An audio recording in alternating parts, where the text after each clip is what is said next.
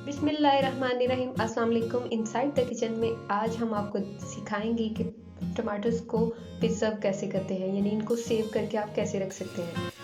आपने टमाटो लेने हैं। मैंने 2 किलो टमाटो लिए और इनको देखें अच्छे तरीके से छील लिया। इसके बाद इसके अंदर से जो सीड्स होते हैं वो भी रिमूव कर दिए। इसके बाद इसे अच्छे तरीके से वॉश करने के बाद हम इसे एक छन्नी में रख देंगे ताकि पानी इसका स्ट्रेन हो जाए। इसके बाद हम इसे ब्लेंड करेंगे।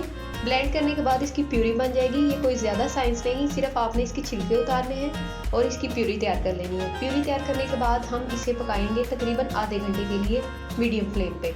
जब इसका पानी बिल्कुल ड्राई हो जाएगा, आपकी प्यूरी बिल्कुल तैयार हो जाएगी।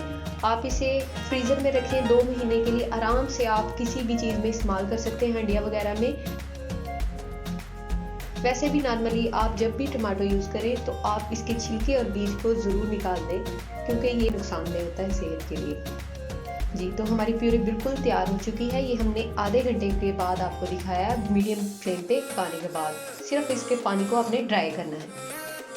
अब हमने सांचे लिए जिसमें हम आइस क्यूब जमाते हैं। इसके अंदर हम टमाटो प्यूरी को डाल देंगे और जब ये थोड़ा सा ठंडा होगा तो इसे फ्रीज़र में रखेंगे और जब ये बिल्कुल जम जाएगा इसके बाद की शक्ल भी मैं आपको दिखाती हूँ। ये देखें, ओवरनाइट ये फ्रीज़र में रहा और बिल्कुल जम गया है। अब इसे हम निकाल के डीप पैक लेंगे या फिर आप एयर टाइट जार भी ले सकते हैं, उसके अंदर आप डाल के रख लें। जी, तो ये देखें प्यूरी बिल्कुल तैयार हो चुकी है।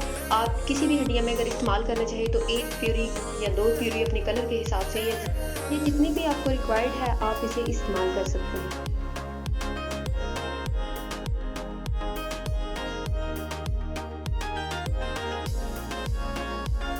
उम्मीद है ये छोटी सी रेसिपी आपको ज़रूर पसंद आई होगी। आप इसे ज़रूर ट्राई कीजिएगा, ये बहुत बेनिफिशियल है। और अपना फीडबैक देना मत भूलिएगा। मेरे चैनल को सब्सक्राइब ज़रूर करें और लाइक करें। अपनी दुआओं में याद रखिएगा। अल्लाह हाफिज़।